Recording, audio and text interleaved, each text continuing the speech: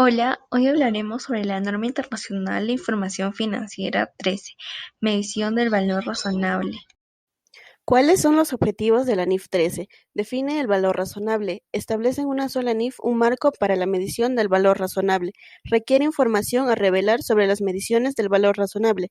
Resumen. Estimar el precio al que tendría lugar una transacción ordenada para vender el activo o transferir el pasivo entre los participantes del mercado. Alcance. Esta NIF se aplicará cuando otra NIF requiera o permita mediciones a valor razonable o información a revelar sobre mediciones a valor razonable. No se aplicarán a los siguientes elementos: NIF 2, NIF 16, NIF 2, NIF 36. La información a revelar requerida por esta NIF no se requiere para la NIF 19, NIF 26. ¿Cómo define la NIF 13 al valor razonable? Esta NIF define al valor razonable como el precio que sería recibido por vender un activo o pagado por transferir un pasivo en una transacción ordenada entre participantes del mercado en la fecha de la medición. ¿Qué nos dice la NIF 13 acerca de la medición del activo o pasivo? Al medir al valor razonable, una entidad tendrá en cuenta las características del activo o pasivo de la misma forma en que los participantes del mercado las tendrían en cuenta al fijar el precio de dicho activo en la fecha de la medición. Estas características incluyen, por ejemplo, los siguientes elementos. Transacción. Supondrá un activo o pasivo se intercambie en una transacción ordenada entre participantes de mercado para vender el activo o transferir el pasivo. La transacción se da en el mercado principal. En caso de que no existiera el mercado principal, se da en el mercado más ventajoso para el activo o pasivo.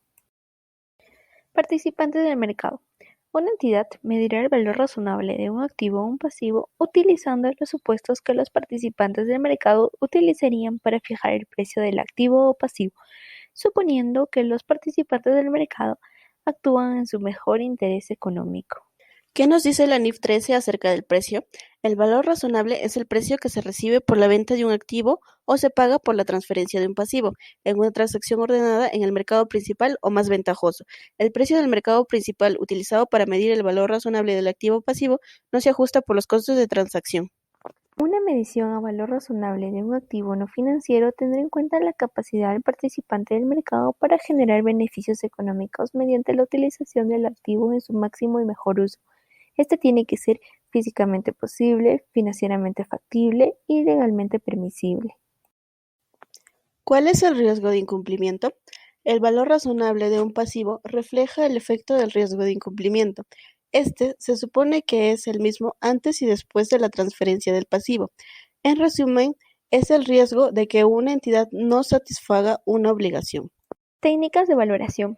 Una entidad utilizará las técnicas de valoración que sean apropiadas a las circunstancias cuando existan datos suficientes disponibles para medir el valor razonable, maximizando el uso de datos de entrada observables relevantes y minimizando el uso de datos de entrada no observables. Encontramos tres técnicas de valoración: el enfoque de mercado, que se resume en transacciones de activos y pasivos similares; el enfoque de costo, que se resume en el reemplazo de activos; y el enfoque de ingresos, que se resume como el flujo de caja generado por activos. Jerarquía de valor razonable. Nivel 1. Los datos de entrada del nivel 1 son precios cotizados en mercados activos, para activos o pasivos idénticos. Una entidad no realizará un ajuste a un dato de entrada del nivel 1, excepto cuando una entidad mantiene un gran número de activos o pasivos similares, o cuando un precio cotizado en un mercado activo no representa el valor razonable en la fecha de la medición. Nivel 2. Los datos de entrada del nivel 2 son distintos a los precios cotizados incluidos en el nivel 1. Los datos de entrada del nivel 2 incluyen los siguientes elementos: precios cotizados para activos o pasivos similares en mercados activos y precios cotizados para activos o pasivos idénticos o similares en mercados que no son activos.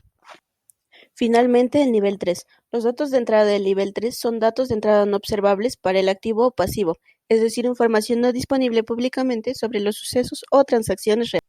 Información a revelar. Una entidad revelará información que ayuda a los usuarios de sus estados financieros a evaluar los dos elementos siguientes: